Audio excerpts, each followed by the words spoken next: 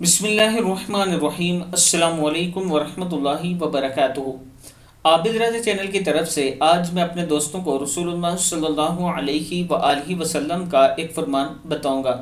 मरने वाले के साथ कौन सी तीन चीज़ें जाती हैं। हज़रत अनस बिन मालिक रज़ियल्लाहु ताला अन्हु फरमाते हैं कि रसूलुल्लाह सल्लल्लाहु अलैहि वआलिहि वसल्लम ने इरशाद फरमाया, मरने वाले के साथ तीन चीज़ें जाती हैं, फिर दो चीज़ें वापस आ जाती हैं, जबकि एक चीज़ बाकी रह जाती है।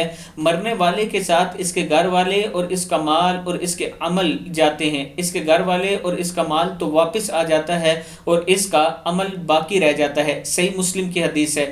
फिर सुन लें, मरने वाले के साथ तीन चीज़ें जाती हैं, इसके घर वाले, इसका माल और इसके अमल। इसके घर वाले और इसका माल वापस आ जाते हैं, यानी उसको दफना के उसके अमल वहीं रह जाते हैं।